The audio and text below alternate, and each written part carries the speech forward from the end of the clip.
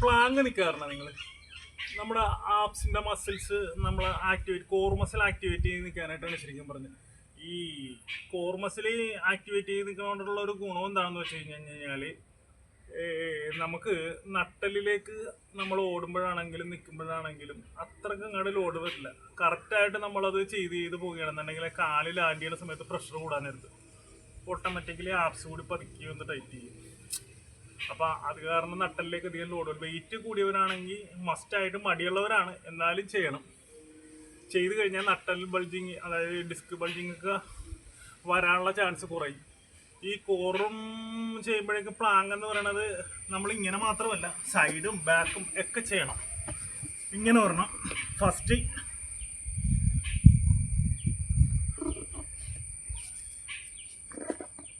Second,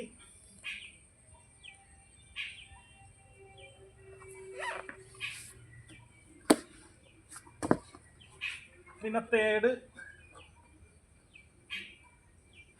പിന്നെ fourth.